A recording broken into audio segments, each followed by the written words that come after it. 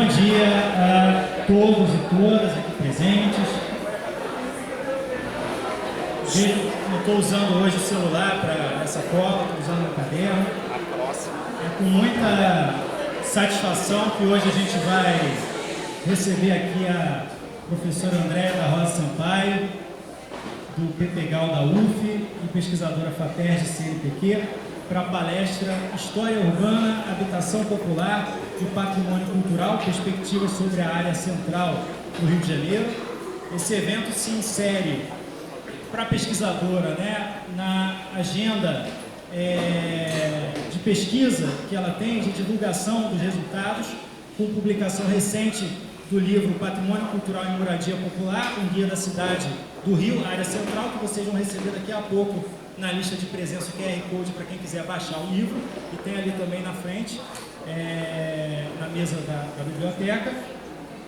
E a gente recebe também com uma especial satisfação esse evento, organizado pelo professor Marcelo Caldeira, pela direção pedagógica aqui na figura do professor Marcelo Augusto, e pela biblioteca do campus, com aqui o Leonardo Fagundes e o Flávio Alberto, que prepararam tudo com muito carinho, assim como a assessoria, né, Marcelo, Mônica, pessoal muito carinhoso.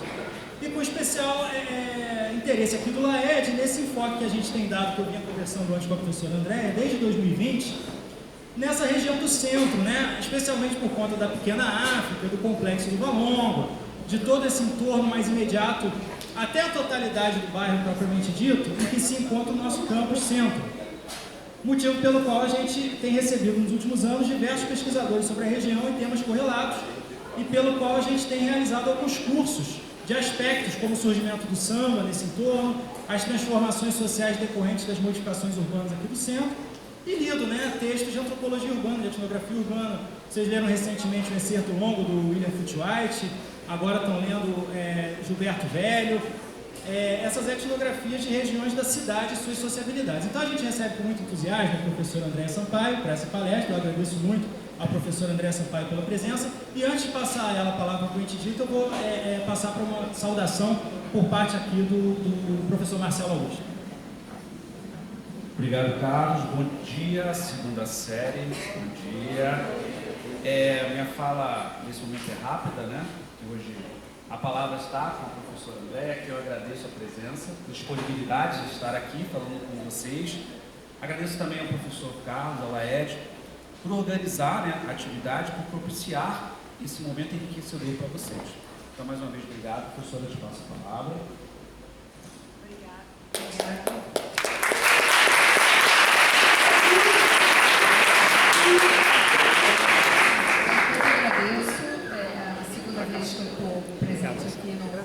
Pelo segundo centro, e é realmente uma honra, né? Eu acho realmente estar nesse patrimônio, né? E é um patrimônio não só edificado, mas é um patrimônio cultural e material também, porque é uma formação de conhecimento. Então é um grande prazer, né? E agradeço muito o acolhimento da minha proposta de fazer uma apresentação aqui da minha pesquisa, né, dar uma aula, que isso é uma contrapartida dos recursos que eu recebo da FAPERJ, que é o órgão estadual de fomento à pesquisa, em que os pesquisadores contemplados nesse edital de cientista do nosso estado precisam, como contrapartida, dar 3 aulas, palestras, atividades em escolas públicas no estado do Rio de Janeiro, e eu escolhi então pelo segundo centro e São Cristóvão para essa tarefa. Então eu vou falar, como o professor Carlos Eduardo já anunciou, sobre história urbana, habitação popular e patrimônio cultural, perspectivas sobre a área central, que é essa área que vocês convivem aqui, próxima à escola, e também uma área mais ampliada.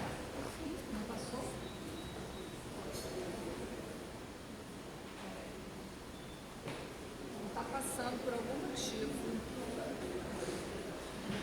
Vou tirar e botar de novo porque não está passando. 1 minuto.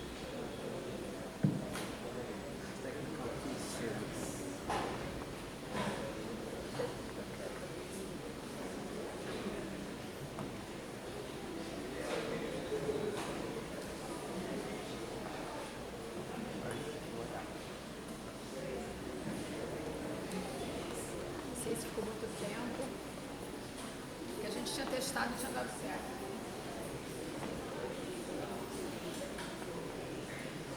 Agora foi. Então, são ossos do ofício. Eu vou fazer uma breve contextualização da área central no processo urbano da cidade, né, entender esse panorama histórico das transformações urbanas, porque na realidade a gente vai estar pensando que essas transformações, né, como elas afetam a questão da população que mora ali e como ela configurou esse espaço urbano que a gente hoje né, se move, trabalha, vive, mora. Então, é importante a gente entender essa sedimentação dessas transformações do espaço. Daí eu entro com a questão da preservação do patrimônio cultural no Rio, a questão específica do patrimônio cultural e moradia popular e uma conjuntura recente, só para fechar, para entender os desafios atuais. Então, a gente está falando dessa área central, que é uma área que tem partes verticalizadas do centro financeiro, mas também tem uma parte, uma ampla parte de casario preservado em várias áreas aqui, né, no Saara, na área portuária, enfim, são uma série de espaço muito diversificado. Esse espaço, são mapas de 1920, é interessante a gente entender, né, porque a gente está falando de centro, de área central, na realidade, até o início do século XIX, até meados do século XIX, era a cidade. Não é à toa que quando a gente, quer dizer, em geral, pessoas mais velhas falam, mais velhas, acho que todo mundo fala isso. Quando fala, ao invés de falar eu vou ao centro, eu vou à cidade, né? Porque a cidade ficou arraigada. Então a gente está vendo aqui que em 1920 era a área mais populosa, essa área amarela era a área suburbana e o restante era praticamente a área rural. E só que, se a gente for comparar com uma situação atual, foi havendo um movimento de esvaziamento da área central e, na realidade, a área mais populosa, né? A gente vê aqui isso na década de 70, aqui Zona Norte muito ocupada, e depois da década de 90, indo cada vez mais oeste, até atualmente você tem, agora eu não tenho esse mapa para o último censo, mas é isso, e a gente vê lá o centro muito esvaziado. Então, assim, é importante a gente discutir, entender a questão de moradia, né, nessa área. Que área é essa? Na realidade, então, foi o que eu falei. Você tinha a chamada cidade velha, e essa planta, 1850, quer dizer, a partir da chegada da corte portuguesa, começa a ser que se instala em São Cristóvão, e essa área era toda pantanosa, até São Cristóvão, né, ali onde é Francisco Bicário, que a gente vê o canal do mangue, aquilo era de fato um mangue intransponível, e que foi sendo aterrado nesta área chamada Cidade Nova, que é o bairro Cidade Nova, né, que é um bairro que foi profundamente renovado. Então a gente tem uma série de melhorias, para dotar de infraestrutura e também embelezamento da cidade, na Praça 15, né, que era o Largo do Paço, onde tem o Paço Imperial, a atual 1º de Março, que era a Rua Direita, tipo, a rua principal da cidade.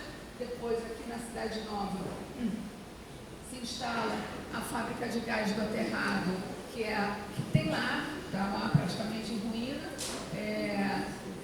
Pouco depois daquele viaduto que vem de Santa Bárbara, né, à direita, indo na direção da Francisco Bicário, eu vou botar uma foto atual, acabei botando, tem lá a fábrica de gás, que deveria ser um museu de energia, mas, enfim, até hoje isso não aconteceu. Então, foram instalando uma série de equipamentos importantes para tornar a cidade habitável, com iluminação e etc. Esse mapa, ele mostra, Na verdade, a gente está aqui sobre o aeroporto Santos Dumont, Praça 15, área portuária, a gente está por aqui. A gente vê em amarelo tudo que foi alterado, a geografia alterada, né? Foi urbanizado, então são aterros. Não é à toa quando a gente fala do Flamengo, é o aterro do Flamengo, porque de fato é um aterro. Assim como a área portuária, que a orla era assim, né? Que parava praticamente nos morros e que foi retificado na reforma Passos, que aconteceu na virada do século, no início do século XX, e que teve uma série de melhorias, que também foram retirados morros. Né? E você tem aqui onde a Praça Cruz Vermelha, que tinha o Morro do Senado, você tinha o Morro de Santo Antônio e o Morro do Castelo, por aqui. A gente vai ver isso em linhas gerais. Então, assim, só para ter ideia de que a gente está falando de um espaço urbano profundamente alterado por reformas urbanas, né, que também houve planos, né, mas de reformas urbanas, grandes obras, então, assim, que foram feitas a partir, principalmente, do início do século XX, algumas no final do século XIX, mas eu vou falar das principais do século XX. Então, a gente vê aqui a abertura da Avenida Rio Branco, que aqui é Praça Mauá, lá é Cinelândia no início, que era simplesmente, que a gente está vendo aqui, o início, né, isso era um tecido urbano fechado. O tecido urbano é a malha urbana, a malha viária, o conjunto de ruas. Né? Então, assim, no campo do urbanismo se fala tecido urbano. Então, a gente vê uma obra, houve inclusive um concurso de fachadas, então a gente vê para poder ver as fachadas que eram mais bonitas e mais de acordo com aquela ideia cosmopolita de Belle Époque, ou seja, aquela coisa meio afrancesada, e a gente vê ainda alguns edifícios remanescentes, como por exemplo o Teatro Municipal. Aqui está a Praça Mauá, que era o final da avenida, a gente vai ver algumas outras edificações. Foi retificado também o Porto e foi proposto e começou o desmonte desse morro aqui, que era o Morro do Senado. Tinha um morro onde é a Praça Cruz Vermelha. Então, a gente vê aqui o desenho daquele arruamento em cruz, assim, que era ali o Morro do Senado, e as terras de lá foram para essa retificação da área portuária, onde tem aqueles armazéns lá no Boulevard Olímpico, que eu imagino que vocês já devam ter ido. Então, e aí também outras, aqui a Avenida Beira-Mar, na direção Glória, Praia do Flamengo, a gente vê lá uma mureta, né, que ali era onde chegava o mar, mas na realidade, depois daquilo tudo foi aterro. Então ali, a primeira configuração assim, e aqui, vamos prestar atenção nessa edificação, nesse mercado, que é esse quadrado aqui, número 2, que era um mercado municipal imenso, que depois foi demolido, e a gente vai ver essas transformações. Então, é só para ter uma noção de que aqui em vermelho estão as obras propostas, alargamentos de rua. Aqui a gente já vê, na direção da Francisco Bicalho ali. E aí, essa era a configuração em 1915. Então, a gente vê já construído, né, aqui o Teatro Municipal, a Biblioteca Nacional, aqui, por exemplo, o Palácio Monroe, que não existe mais. Vários desses edifícios não existem mais, né, foram substituídos por arranha-céus. Então, era essa. E aqui atrás, o Morro do Castelo, chegando atrás da Biblioteca Nacional. Na década de 20, esse Morro do Castelo é desmontado, um jato de areia, e ali morava muita gente, tinha Igreja dos Jesuítas, que depois, o Colégio dos Jesuítas, que depois foi lá para São Clemente, Santo Inácio. E a gente vê então aqui, ó, o morro ficava atrás da biblioteca e ia até onde é o Museu Histórico Nacional. Esse vazio todo aqui foi desmontado, virou esse grande vazio que ficou um tempão, 2 décadas, para poder ver o que ia fazer ali. Né? Tinha todo um discurso higienista, dizer não precisava ventilar melhor a cidade, é por isso que tem tantas doenças, e uma série de questões aqui, o morro sendo desmontado. Essa ponta aqui, aqui está a Santa Casa de Misericórdia, essa ponta aqui é onde tem o Museu Histórico Nacional, que tem uma foto atual aqui, a Praça 15 está aqui, tem até uma barca saindo, aqui está o mercado que eu falei, que hoje só tem um torreãozinho.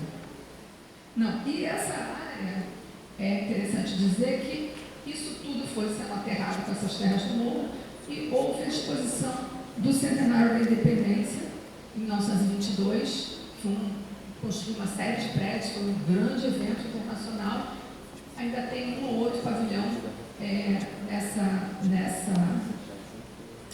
remanescente, mas a maioria foi demolido. Por exemplo, na Academia Brasileira de Letras tem aí um pequeno palácio, o Petit Palais, réplica do Petit Palais francês. Um prédio baixinho que tem do lado do prédio alto da Academia Brasileira de Letras, não sei se vocês estão visualizando, aquele era um dos pavilhões. E aí, a grande reforma aqui, pertinho, a Avenida Presidente Vargas, então, que foi arrasando esse tecido urbano todo aqui, né, inclusive tirou um pedaço do Campo de Santana para poder abrir esta grande avenida, inclusive demolindo igrejas que estavam no caminho, igrejas que já eram consideradas patrimônio, tinham acabado de ser reconhecidas como patrimônio. A legislação de patrimônio foi implantada, foi patrimônio federal, né, o chamado tombamento, que é quando você designa uma determinada edificação para ser reconhecida como patrimônio. Por exemplo, a gente está num bem tombado, um bem escrito no livro do tombo como, né, algo que tem um valor artístico, um valor histórico importante. As igrejas essas duas eram declaradas patrimônio, teve que Vargas fez um decreto para cancelar o tombamento e poder abrir a avenida. E aqui tem uma série de maquetes, depois eu vou no final ter um endereço, um link de um aplicativo da minha pesquisa que tem isso mais detalhado. Então aqui a gente tem a avenida sendo aberta, a Candelária lá, né, ficou então monumental. Se a gente olha antes, a Candelária mal dava para se tirar uma foto, porque ela estava aqui e estava tudo construído em volta, então era uma rua estreita, você vai tirar uma foto, você não tem nem como. Imagina, e hoje ela é absolutamente monumental. Quer dizer, ela já era monumental em termos de tamanho, né? Mas não em termos de visibilidade. Então aqui a gente vê, né, a avenida sendo inaugurada em 1944, no 7 de setembro. Então, tinha gente morando nesses quarteirões, né? Tinha inclusive prédios públicos, sede da prefeitura. Então, assim, foi um momento em que o que era considerado patrimônio era só o que era muito monumental. O que foi demolido, quer dizer, hoje provavelmente poderia ser chamado patrimônio. E houve outros projetos que iam arrasar essa área que hoje é reconhecida como patrimônio, chamado Corredor Cultural. Então, uma série de obras, intervenções, aí na década de 50 a gente vê isso acontecer com muita frequência, 50 e 60, porque é a época do chamado rodoviarismo. O que é o rodoviarismo? Né? Rodoviário, transporte rodoviário. Então, tem uma ênfase muito grande no transporte rodoviário e, com isso, vias expressas, viadutos foram construídos, inclusive o perimetral, que depois foi demolido, né, como Ponto Maravilha. Em 2011, vocês eram pequenos, não sei se alguém lembra, mas já deve ter visto foto. Então, aqui o viaduto passando em cima daquele mercado que foi demolido e os comerciantes foram para a CADEG. Quem já foi na CADEG? Então, a CADEG é a Cooperativa de Abastecimento do Estado da Guanabara, que a gente está falando de década de 60, que era do Estado da Guanabara. Então, o pessoal daqui, em cooperativa, foi destinado para eles um terreno, um novo mercado, e, enfim, saiu aqui. Provavelmente, hoje, esse mercado seria considerado patrimônio, né? Você tem mundo afora, e aqui no Brasil mesmo, várias cidades, várias capitais com mercados que a gente vai e visita e que tem, né, toda uma cultura lá, e, enfim, ficou só esse Torreão, que é um restaurante Abamar, que já era restaurante, e por isso acabou sendo um restaurante frequentado por políticos, né? Isso aí estava perto do Palácio Tiradentes, que hoje é a Assembleia, e que acabou sendo declarado de interesse público, turístico, e com isso não foi demolido. Depois, na década de 80, acabou sendo considerado patrimônio. E ele se a gente for ver as características arquitetônicas dele, né, ele é uma coisa meio afrancesada, estrutura metálica, ele é bem bonito de perto. Isso fica pertinho da Estação das Barcas. Outro projeto muito arrasador, só que não foi totalmente construído, que era a Avenida Norte-Sul, que ia fazer a Esplanada de Santo Antônio, ali onde tem o Largo da Carioca, mas era uma avenida que ia cruzar da Lapa, cruzando direto assim pelo então Morro de Santo Antônio, porque foi demolido, o Largo da Carioca está por aqui, cruzando em viaduto Presidente Vargas, entrando num túnel na Rua da Conceição, no Morro da Conceição, e saindo na área portuária. Então era algo realmente imenso, que a gente vê parte construída ali na Avenida Chile, República do Paraguai, e por isso que quando a gente está na Rua da Carioca, tem uma avenida, não sei quem já fez esse percurso, tem ônibus que vem por ali, vira à esquerda na Rua da Carioca, é uma avenida expressa, que você fala, a Avenida Expressa vai acabar numa rua estreita, que era para varar tudo, acabar com aquela área que hoje é preservada. Depois, Cidade Nova, né? Aquela Cidade Nova que a gente viu lá naquele mapa antigo, uma área que se chama Cidade Nova, meio que acaba sendo, né, previsto uma série de... está sempre ali sendo passada a limpo. Então, a gente tem, por exemplo, essa maquete aqui de um plano de renovação urbana dessa área, que acabou não sendo construído, não ia ser prédios residenciais, e acabou que o mercado não se interessou. Aqui, o prolongamento da Avenida Presidente Vargas na direção da Cidade Nova, isso na década de 70, quase não tinha prédios. E hoje, né, onde tem a prefeitura, e não tem alguns prédios ali, mas não esse monte de prédios que iriam estar arrasando o casarinho que tem lá hoje preservado. Aqui a gente vê o bairro do Catumbi, né, que também tem a questão de ter sido rasgado pelo viaduto na direção de Santa Bárbara, aqui em Catumbi atual, e a gente vai ver a questão da moradia aí. E por fim, metrô, que também fez, né, um grande arrasa-quarteirão. A gente tem aqui imagens de como é que era um canteiro a céu aberto. Era um canteiro a céu aberto, isso em todas as áreas da cidade onde passa o metrô construído inicialmente nessa época, década de 70, foi assim. Então foi a cidade, essas áreas são verdadeiro canteiro de obras. Aqui no 1 é a Uruguaiana, quer dizer, fica em curva, é a área onde tem o camelódromo, ou seja, é uma área que não pode edificar porque tem a estação embaixo, e aqui a gente tem a Cinelândia.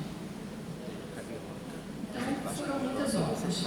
E aí, a partir da década de 80, a gente viu, né, renovação, transformações, avenidas sendo construídas, e até então só era considerado patrimônio os muitos prédios muito monumentais, e monumentais no sentido não só de porte, mas também de importância, né? Então, por exemplo, a gente está num desses monumentos. E aí, a partir da década de 80, né, tem aí uma virada de chave, mundo afora, na década de 70, em relação a essas questões do patrimônio, e que chegaram para a gente na década de 80 com a redemocratização do país, né, e com determinadas associações de moradores e pleiteando, né, o não arrasamento de seus bairros e esse reconhecimento como patrimônio. Então, a gente vai ver uma série a gente viu, né, uma série de embates, mas a gente vai ver outros aqui. E aí, como é que está hoje? Esse mapa é um mapa do meu outro projeto de pesquisa, Atlas do Patrimônio Urbano da Área Central, que está disponível nesse link do DataRio. O DataRio é um portal da prefeitura que reúne uma série de informações. Esse endereço vai mudar em julho, provavelmente. Ele está sendo migrado para um outro endereço que ainda não tem. Não sei exatamente como é que vai ser, mas dá para buscar no DataRio.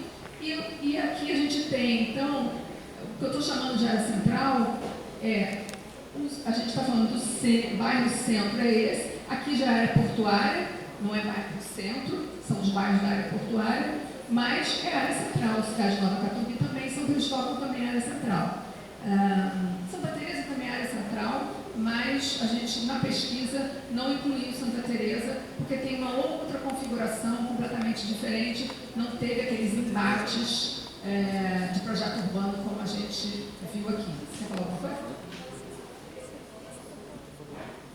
Oficialmente, Santa Teresa é centro, é área central, mas você pode ter pedaços, por exemplo, Santa Teresa vai Glória, Cosme Velho, então vai ter fronteira com a Zona Sul.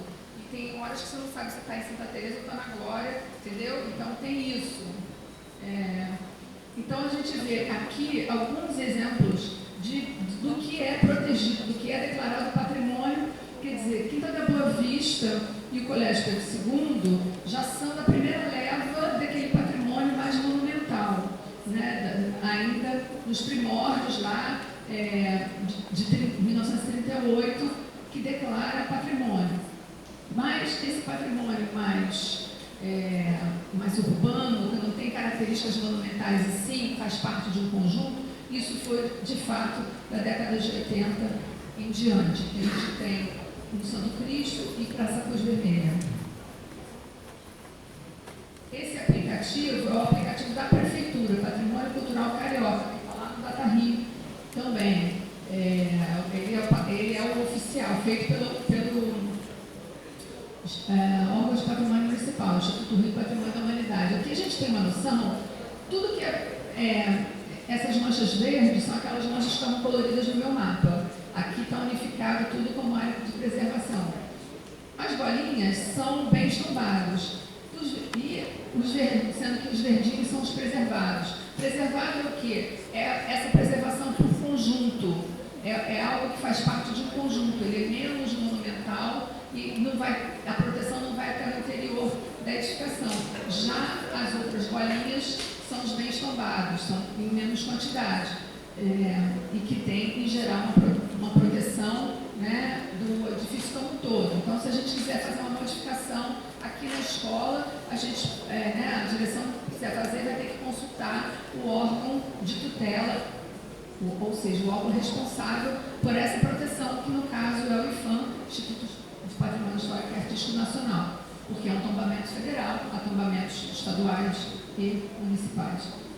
Só para ter uma ideia do que a gente está falando aqui, da complexidade do centro, no município tem 2.300 bens tombados, por aí.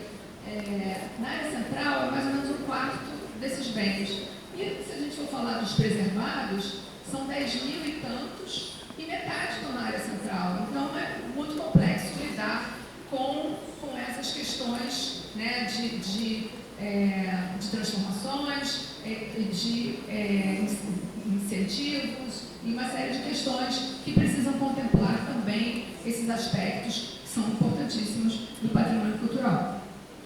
E aqui, também o mapa lá do Atlas Rio, você consegue configurar as bases, outras bases sem ser, pode botar foto aérea, pode botar bases antigas como essa de 1935. Então aqui a gente vê que na realidade faz sentido essas manchas de preservação estarem nessas áreas que vocês veem que tem mais edificações, porque escuro é edificação. E aqui a gente vê que na área portuária, isso é a área de aterro, né? Então é outro tipo de ocupação, prédios grandes, avenidas largas, bem diferente. E esses coloridos aqui são os bens tombados em diferentes esferas. Então, por exemplo, esse aqui, o Campo de Santana, ele é municipal e federal. Federal é vermelho, laranja é estadual e amarelo é municipal.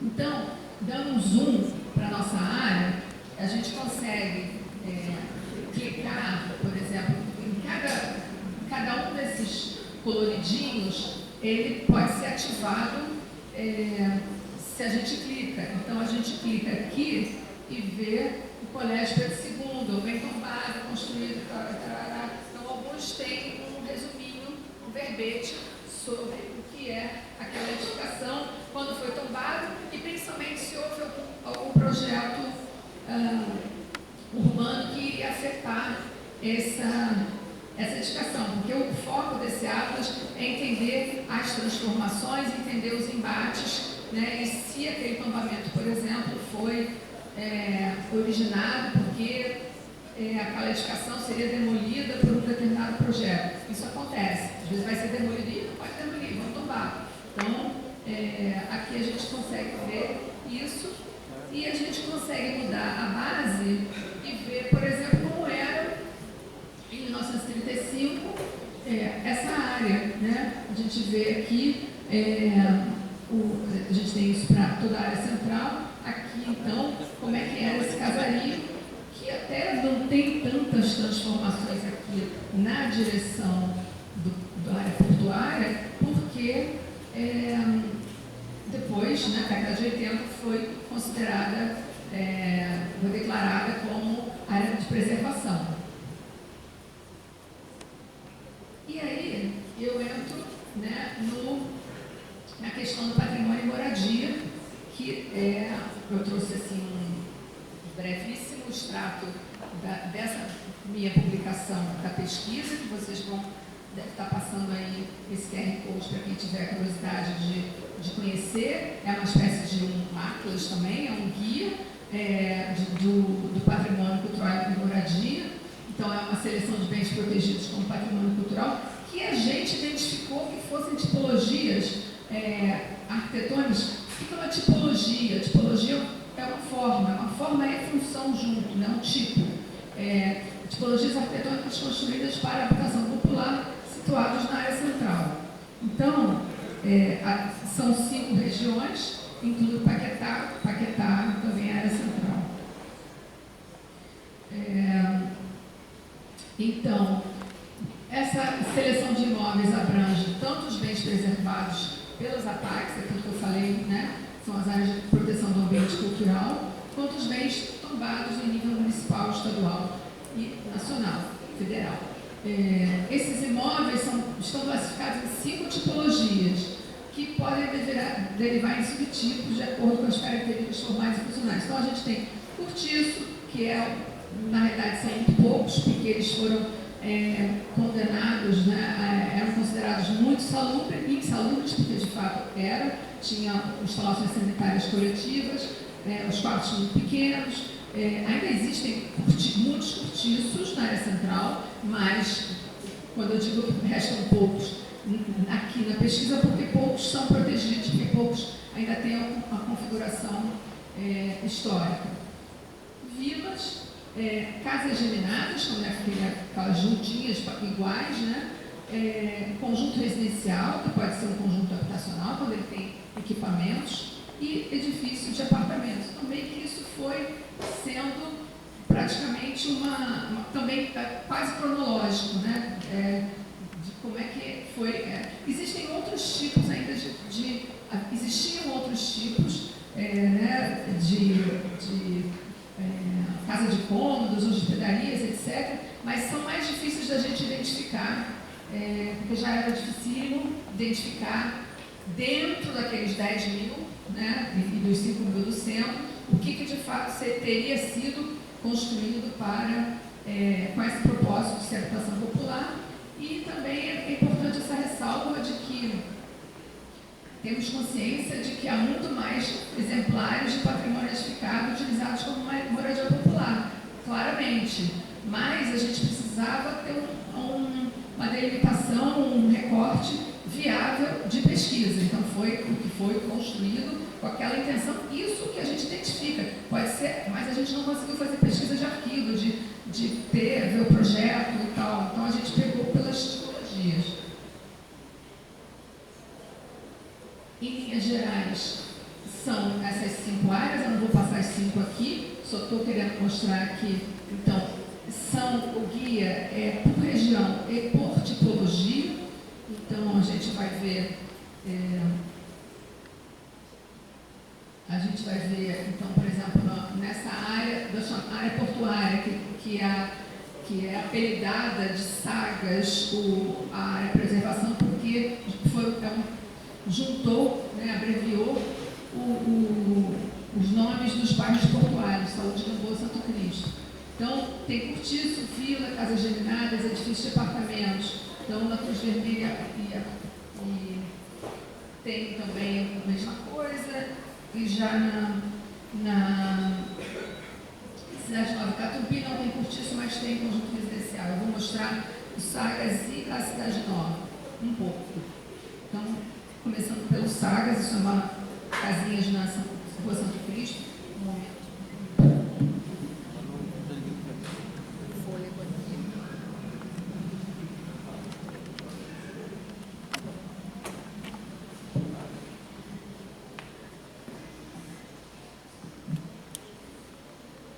Então, cada região dessa é iniciada com um texto muito breve, tipo, quase um verbete, sobre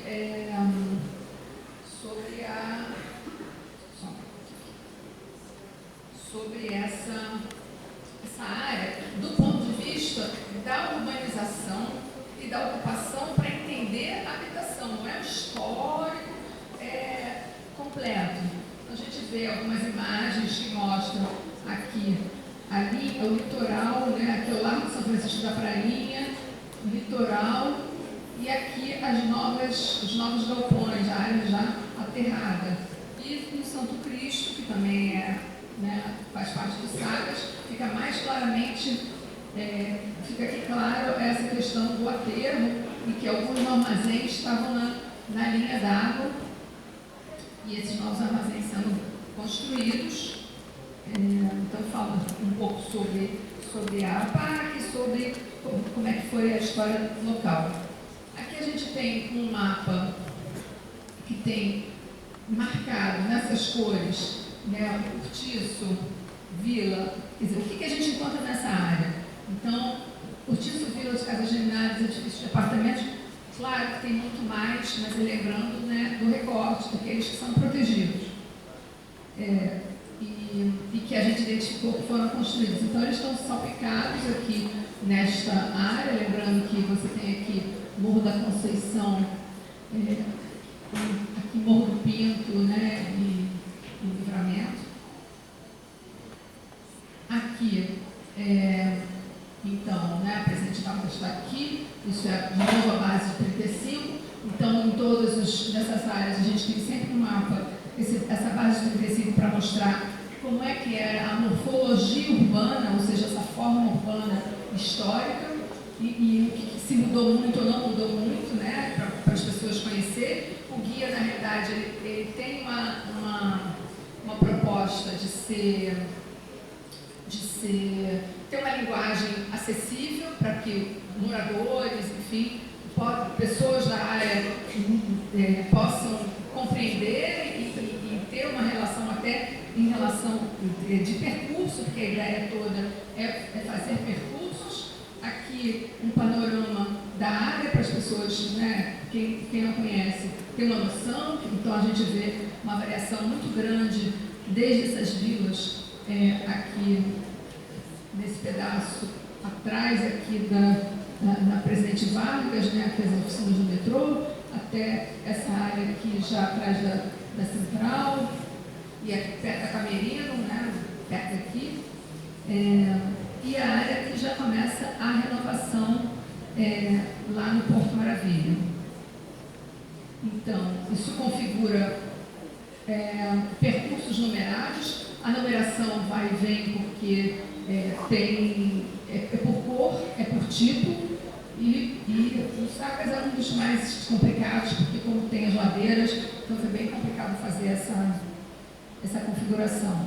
E aí a gente começa pelos diferentes tipologias, começa pelo cortiço. Esses são os cortiços que são bem conhecidos, porque inclusive conhecidos assim, pelo menos para o público de estudiosos de arquitetura, o pessoal de patrimônio, porque também teve ele foi contemplado com recursos da Secretaria de Educação na década de 90 e fez uma requalificação, enfim, mas que esse programa Novas Alternativas acabou. Aqui a gente vê 3 nessa área, então a gente vê o atual e de novo a gente vê a morfologia urbana, tem uma breve descrição. Quando a gente sabe a data de construção, a gente coloca. Quando não sabe, a gente coloca, estima a data. Então, tem um verbete ali de qual é a proteção, descrição. Se a gente souber o construtor, a gente coloca. E aí, os outros 2 cortiços. Então, a gente vê que a gente não consegue ver de dentro, né? De fora para dentro. Então, nas vilas também tem esse problema. A gente tem, por exemplo, algumas fotos aéreas de drone em cima das vilas para poder visualizar. Então, aqui, isso já lá naquela área que eu falei, que tem aqui a Presidente Vargas, as oficinas do metrô. Então, uma vila nessa região, Marquês de Sapucaí, isso está naquela... Fica meio que... Esta rua aqui passa o viaduto que vem de Santa Bárbara para o Largo de Santo Cristo.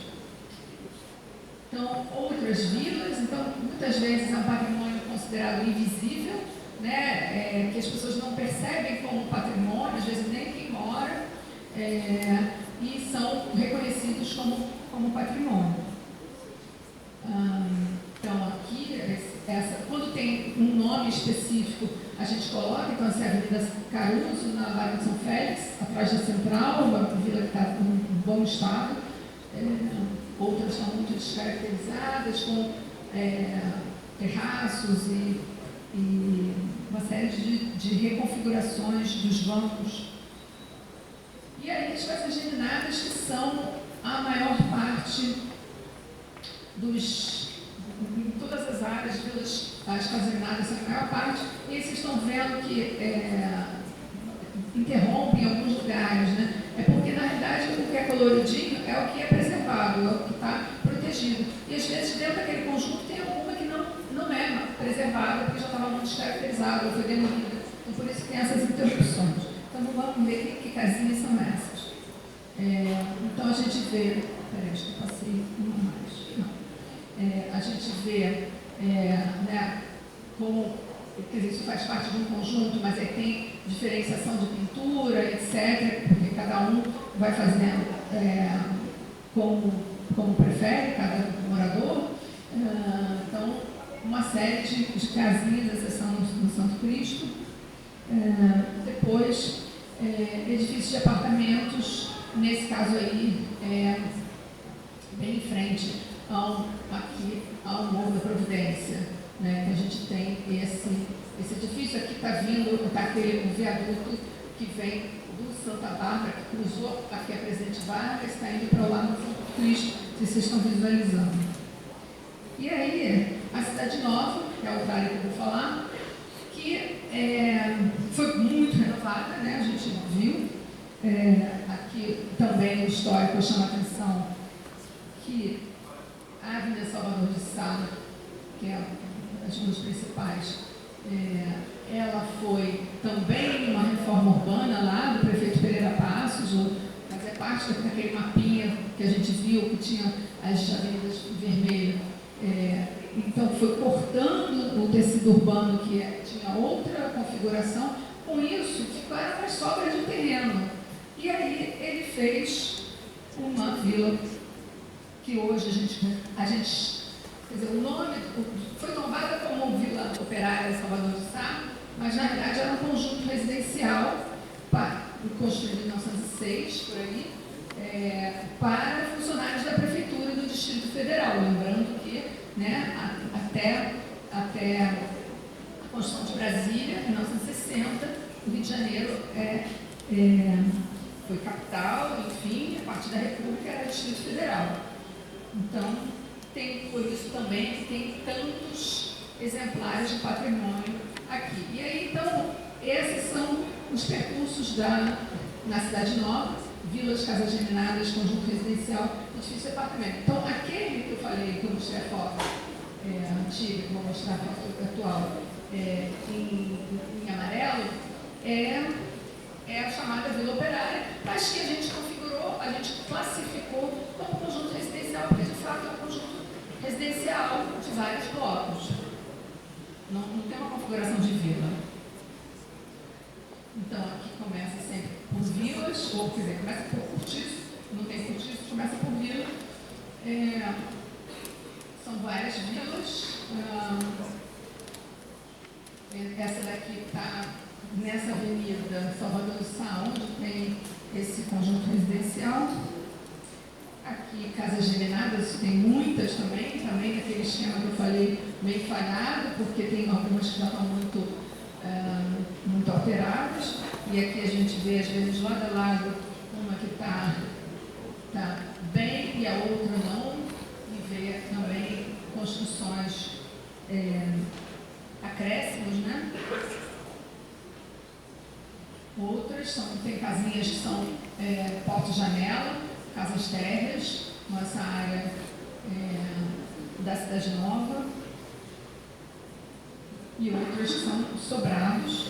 Então a gente vê também, né, que tinha ali uma distinção social, até, quer dizer, na realidade, não é a pessoa que construiu aquela casa, essas casas foram construídas para serem então alguém estava ganhando dinheiro e era o construtor que fazia a casa para ser alugada, e algumas, por isso todas iguais, e algumas melhores do que outras. E aí a gente vê de cima o conjunto residencial, a Vila Operária Salvador de Sá, mas aqui ainda é educação geminada. E aqui o conjunto, né? Então, nesse caso, o verbete é um verbete tem mais texto, porque a gente tem mais informação, é uma notificação muito importante. Então a gente vê aqui que registrou, né, desse conjunto, que está protegido, e aí está num estado realmente calamitoso. Se pensa a varanda das Torres de Madeira, está muito precário, já tem não sei quantos projetos para ir, mas tem toda uma dificuldade. E isso a gente está falando de uma obra que é da Prefeitura Municipal, né? Então, depende de recursos públicos, depende também de negociação com os moradores, enfim, é bem complexa essa questão. E aí, já caminhando para o fechamento, a gente viu que tem, né, a maioria do que eu mostrei, e que no guia tem muito mais, eu passei aqui um extrato, um problema conjuntural, ou seja, a gente tem ali uma conjuntura, né, de uma série de fatores juntos formam um grande problema. Esse casário residencial requer políticas urbanas, habitacionais e patrimoniais na escala macro, ou seja, na escala de planejamento urbano da cidade.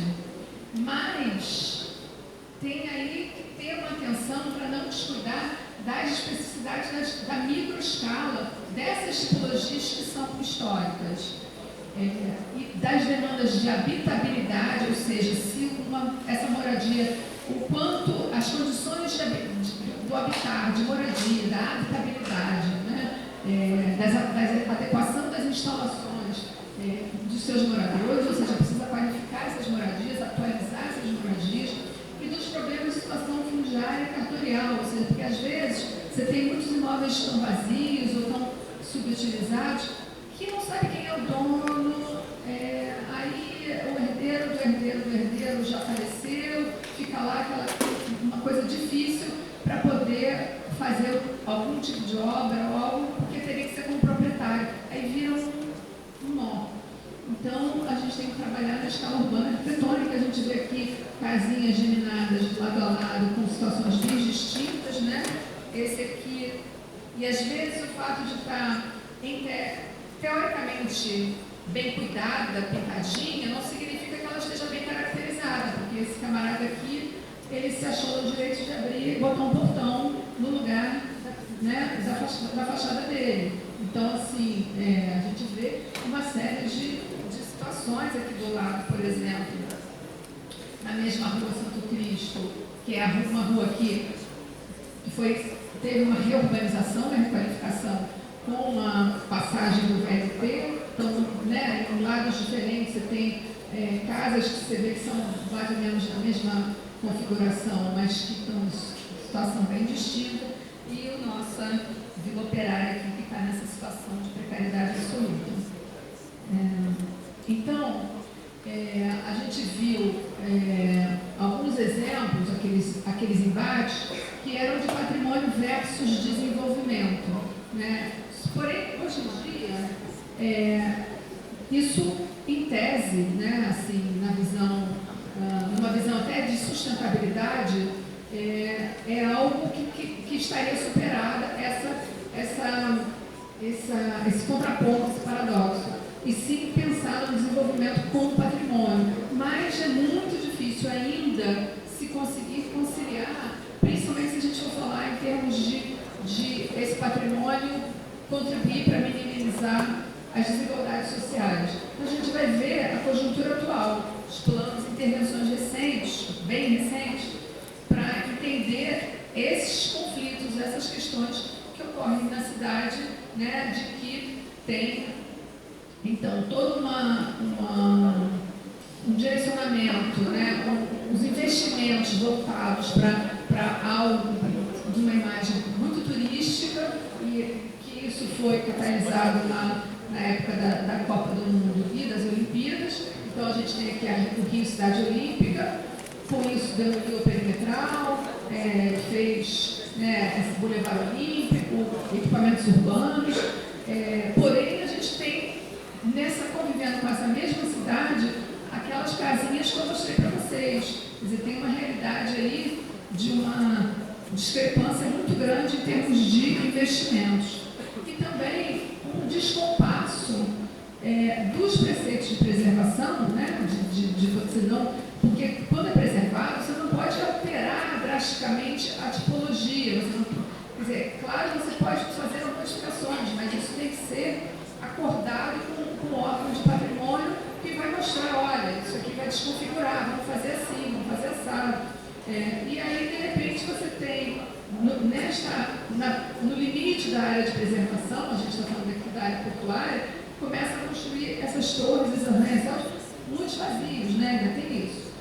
E aqui, no Cais do Valongo, né, aqui perto, atrás, também na fronteira do Cais do Valongo já tem a área do Porto Maravilha, que aí constrói esses mega torres, arranha-céus. Então, são conflitos em relação ao que pode ou não construir em torno de um bem tombado.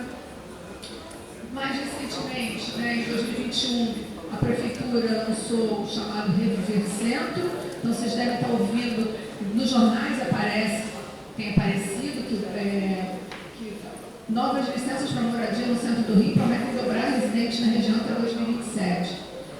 Na realidade, não necessariamente residentes, porque muitos dos imóveis que estão sendo desses grandes, principalmente ali no Santo Cristo, grandes prédios de apartamentos que estão sendo construídos, são apartamentos micro, apartamentos de 20 poucos metros quadrados, que são caríssimos. Então, na realidade, não é algo acessível para aquela população. Está com cara de ser para aluguel de temporada, de Airbnb, para turista, etc. Então, não é exatamente residente. Então, a gente vai continuar tendo essa questão meio de uma cidade fantasma em determinadas partes da cidade.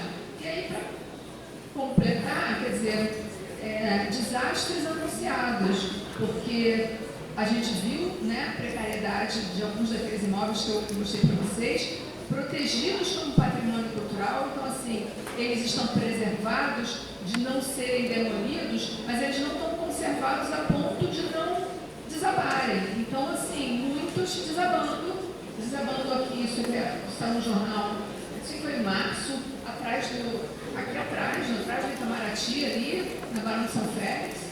E aí agora a prefeitura resolveu, dentro do Reviver Centro, fazer um programa de leiloar esses imóveis, mas também vai leiloar para quem? O mercado imobiliário está interessado. Você vê que o mercado imobiliário está interessado no Sobradinho, atrás da Central, nessa área aqui que tem tantos problemas sociais, problemas de segurança e etc. Então, a gente vê só acirrar essas desigualdades. Então, assim, o desafio é a reabilitação, né, conciliando e em prol dessa redução de desigualdades.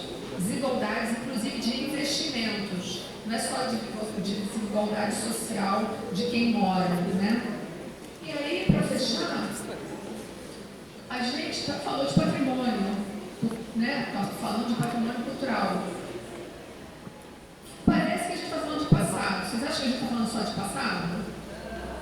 Não, né? Por quê? Porque quando a gente está falando do patrimônio, a gente está falando primeiro a partir do presente. Então, eu estou olhando para esse patrimônio, centenário, com um olhar atual, né? De uma biblioteca instalada, que virou auditório, que vai se transformando. Mas, se a gente não cuidar desse patrimônio, se a gente não designa determinadas áreas, determinados imóveis para patrimônio, o que vai acontecer? Eles podem ser demolidos e aí não tem testemunho, eles não ficam como legado. Então, quando a gente está falando de patrimônio, a gente está falando de legado, a gente está falando de futuro.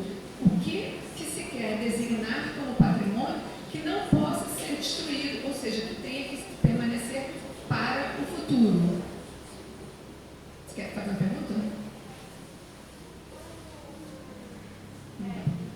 É o penúltimo slide. Então, aí a gente abre, passa o microfone, senão não estou ouvindo.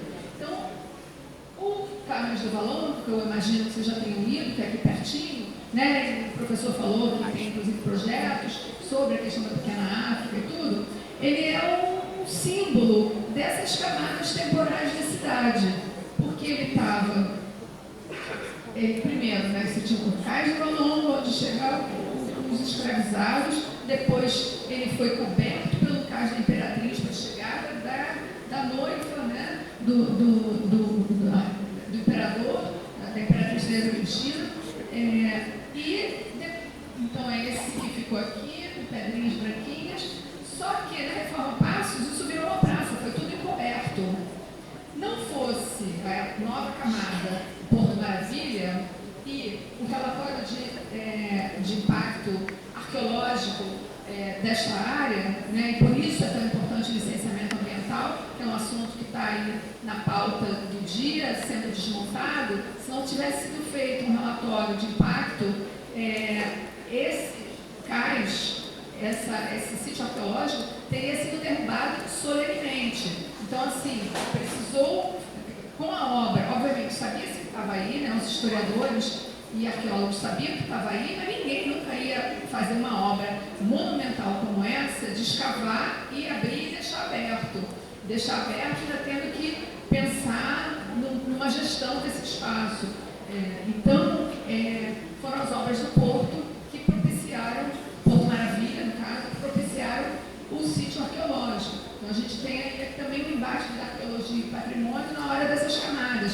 O que é mais patrimônio aí, né? O Então, assim, a praça do Pereira Passos foi para o espaço, quer dizer, ela sumiu porque ela está nos registros, nos livros, etc., nas fotos, mas foi priorizado essas camadas dos dois cais, priorizado mesmo o cais do Valongo, que foi quem fomentou toda essa questão da discussão do circuito da herança africana e tudo mais que está rolando nesta área. Então, fechando aqui, eu deixo algumas referências para consulta. O portal da Rio, então, da Prefeitura, que vocês nele têm o aplicativo Patrimônio Cultural Carioca. O meu aplicativo da minha pesquisa, o Atlas Rio, que está lá no Data Rio também, neste endereço, por enquanto, mas vai ter que mudar. E também tem não sei se conhece, o Imagine Rio, que é uma pesquisa de uma universidade do Texas, universidade, né, Rice University, com algumas pessoas aqui do Brasil, e que tem um aplicativo super interessante, também uma plataforma de georreferenciamento, mas aí de cartografia e iconografia. Você vai botando lá o que você quer e vai dizer o que tem ou não de mapas antigos e fotos antigas da área. É bem interessante. Então, eu deixo aqui, então, o link do Atlas, o link atual, mas pelo nome Atlas Rio depois vai achar, e o QR Code e o link do guia, que é esse que está aí, que é esse aqui, que está no repositório da Universidade Federal Fluminense, né, onde eu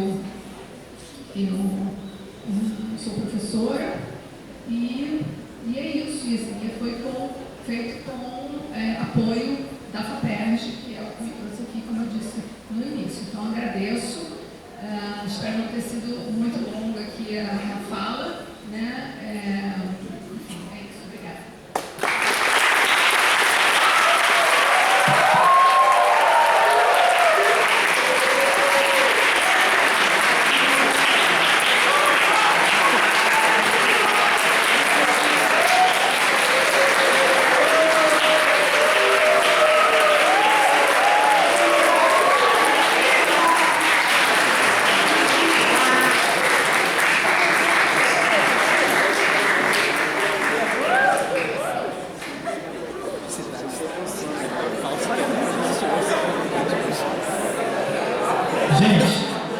Nós já recebemos aqui algumas perguntas. Deixa eu fazer uma pergunta. Mais alguém tem perguntas aí anotadas para entregar? Não.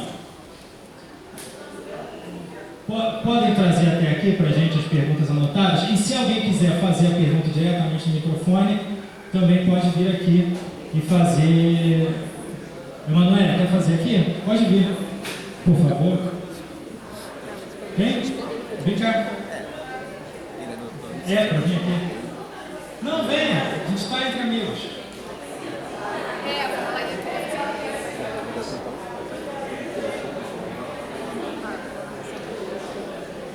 Nosso microfone não vai para as pessoas, então. Se alguém tiver pergunta, traz para cá e vem falar aqui. Por favor, vem cá.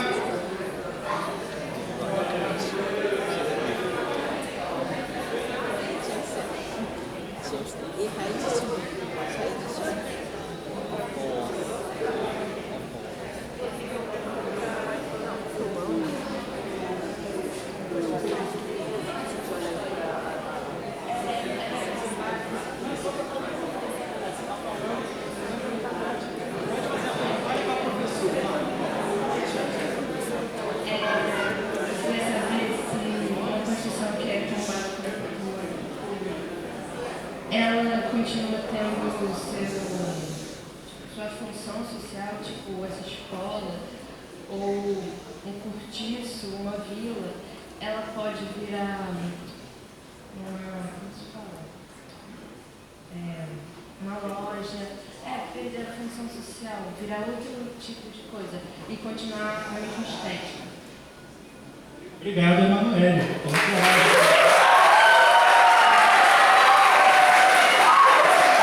As perguntas estão aqui na mesa, a professora vai dar uma olhadinha.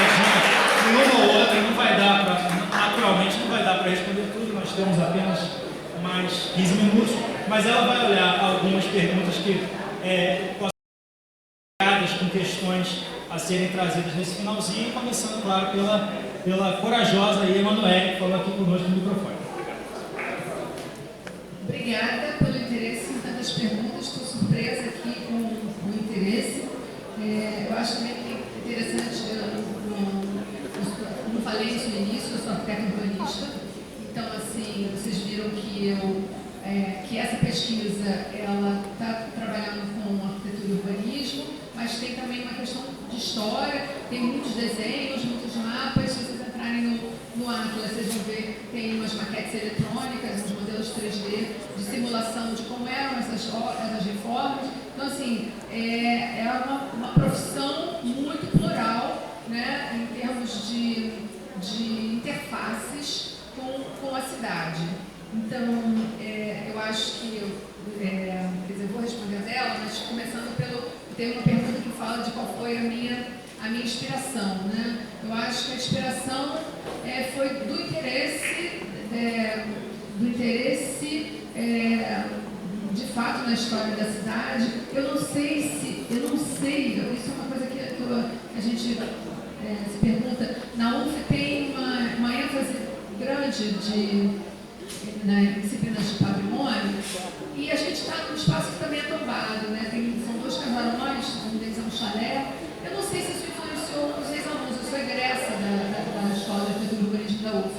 E quando a gente vai nos órgãos de patrimônio, no FAM, no INEPAC, no órgão municipal, são vários egressos, vários arquitetos formados na UF.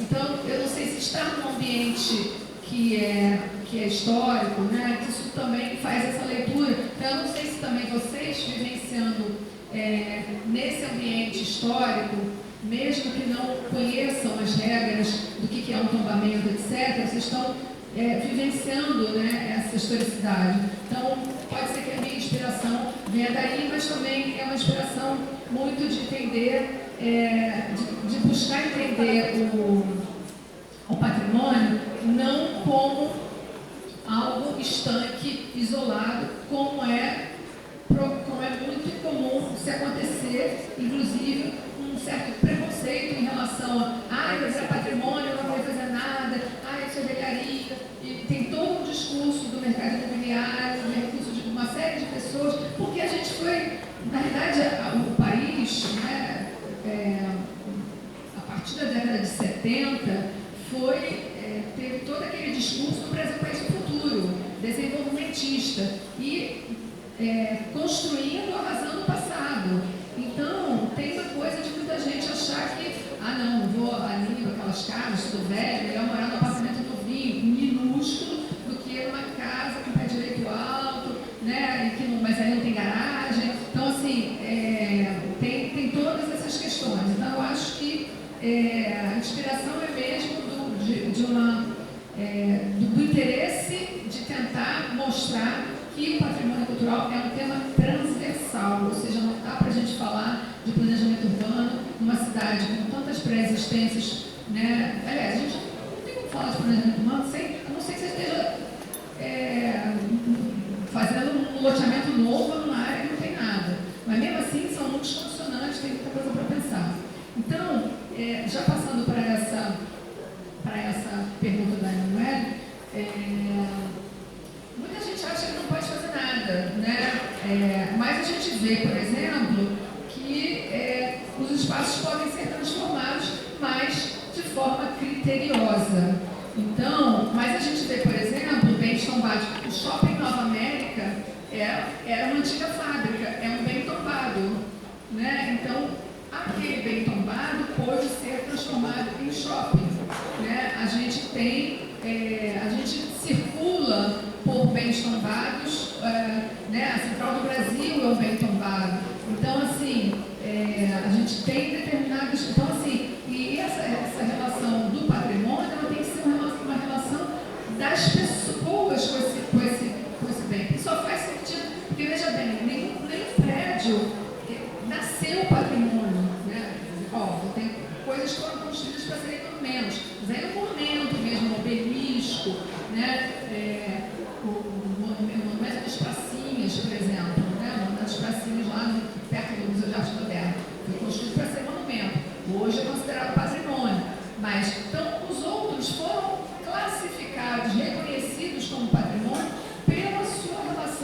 a história urbana, com a história, com relação afetiva, às vezes, da sociedade com esse patrimônio. E não é só monumental. Por exemplo, na Mangueira, a casa da Dona Zica do Cartola é reconhecida como, é um bem tombado, é reconhecida como patrimônio cultural. Então, os valores vão variando, o que é importante ou não. Então, pode sim haver transformação, mas, obviamente, e nem tudo tem que virar centro cultural, porque também tem uma ideia nisso. Era melhor isso estar subutilizado pensando no uso cultural, quando na realidade poderia estar aplicando a sua função social. E aí o patrimônio não é só público, ele é de interesse público, mas não necessariamente público, porque a gente viu aqui muitos imóveis privados. Então, o imóvel privado também pode ser considerado patrimônio. Ele não vira público, ele é de interesse coletivo, de interesse público, tem uma legislação. Enfim, então tem aqui uma infinidade de perguntas super interessantes que está difícil de escolher. Vou pegar essa daqui. Você acha possível revitalizar o centro e assim recuperá-lo? Ou acho que essa situação só tende a piorar? Pergunta da Morena. Eu peguei essa pergunta porque é interessante a gente discutir esse conceito de revitalizar, que é um conceito que a gente lê no jornal, vê o tempo inteiro, e esse reviver centro e tal, o tempo inteiro falando de revitalizar. Mas vocês acham que está sem vida? Vocês são da cidade e acham que está sem vida? Tem lugares meio desertos. Tem mais, mesmo naqueles lugares mais desertos, às vezes tem vida também morando, precariamente, muito precariamente, mas tem. Então, quando se fala em revitalizar, muitas vezes é um discurso que não está reconhecendo aquela comunidade que está ali, que está ali vivendo, como se quisesse mudar aquelas pessoas e fazer usos mais nobres, a chamada gentrificação. Então, assim, por isso que eu não usei o termo revitalizar, usei o termo reabilitar, porque aí a gente vai estar reabilitando, considerando as pessoas, a sociedade que lá está, né? Aquela comunidade que está envolvida. Tem uma outra aqui que eu tinha separado. Por qual razão a arquitetura colonial é tão inspirada na arquitetura francesa, sendo que o Brasil é uma colônia portuguesa? Esse modelo foi implementado para chegar à economia real, já vi essa preocupação. Acho que Vitor, eu acho que aí também uma outra coisa para a gente tomar um certo cuidado. Nem tudo que é casinha antiga é arquitetura colonial, porque o Brasil deixou de ser colônia quando?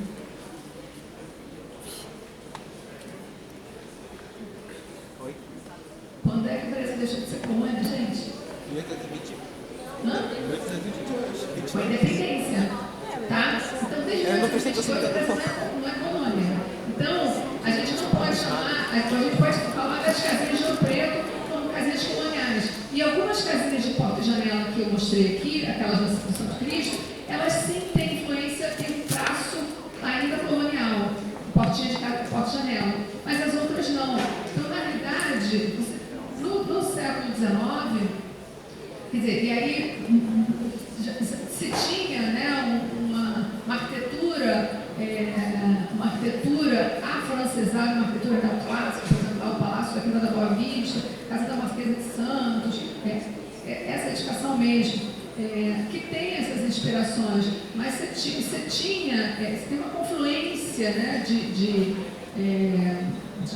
inspirações, e na realidade a gente vê muito mais essa arquitetura portuguesa, o urbanismo português do passado, e vê algumas e há os lotes, quer dizer, aquela configuração das casas pequenas, lotes estreitos, etc. Mas depois isso foi ficando cosmopolita, até porque tinha essa coisa, virou república, queria ter áreas cosmopolitas, né? O que estava em voga na época, né? Paris, a França. Então, por isso também, porque o Brasil queria se desligar da colônia, do ex-colonizador. Então, tem aí questões. O que mais? Quanto tempo que a gente tem? 5 minutos.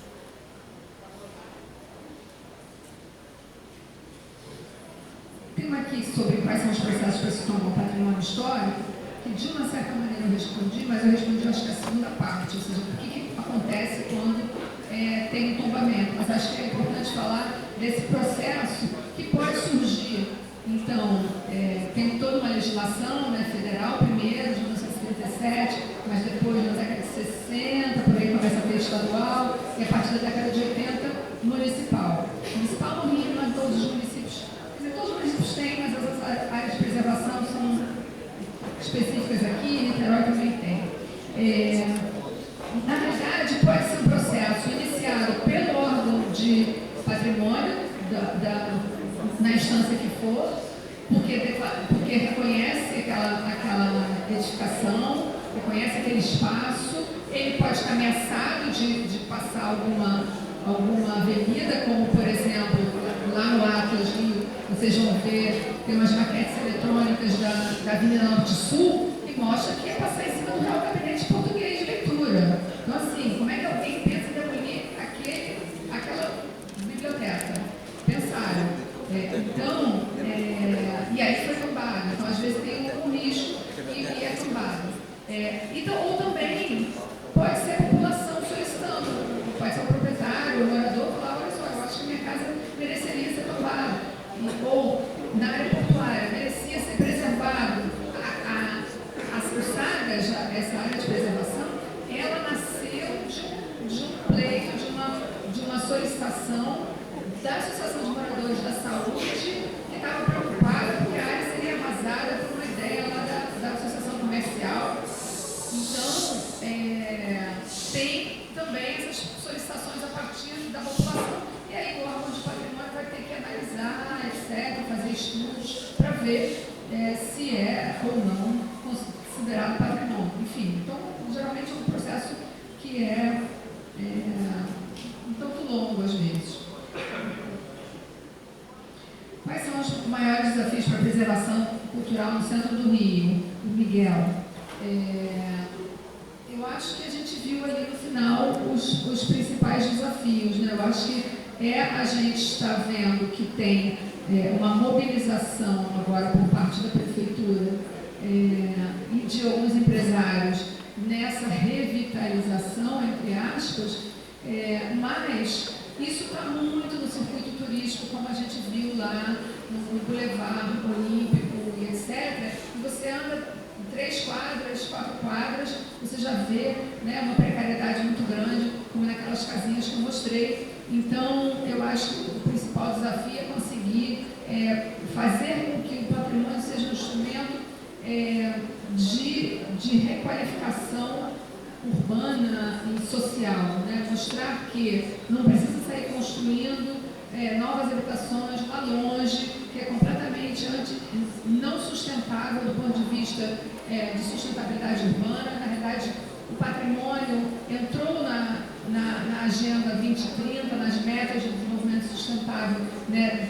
Dentro dessa ideia de reaproveitamento, de salvaguarda do patrimônio. Então, cada vez mais a gente tem que pensar nesse sentido, mas é complicado, porque demanda uma mudança de mentalidade, demanda mudanças estruturais, conjunturais. Por exemplo, a gente viu que tem muitas casas muito descaracterizadas.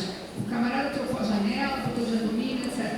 Mas ele fez isso com uma intenção boa de provavelmente, né? Primeiro ele pode não saber que era patrimônio, não pediu licença, o órgão de patrimônio não foi lá fiscalizar, e também porque era mais barato, porque não tinha mão de obra para fazer aquela marcenaria antiga, ou, por exemplo, aqui a gente tem, né, um forro super ornamentado que demanda uma mão de obra especializada. Então, formar mão de obra, né, você conseguir associar que esse preconceito, não vai complicar minha vida, etc., não tem mão de obra. Então, vamos formar mão de obra porque vai gerar renda, você vai ter, requalificar as casas como tem que ser, não vai ficar tão caro, porque vai passar a ter novamente os materiais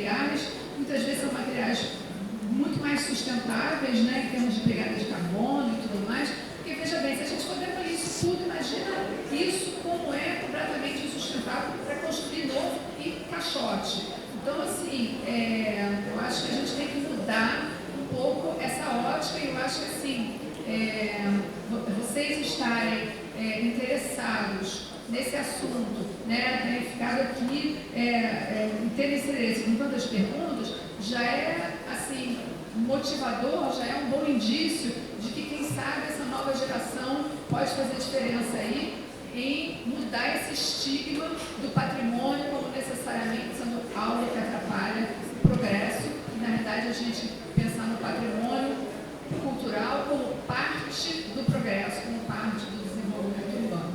Acho que é isso. Não sei se terei mais tempo.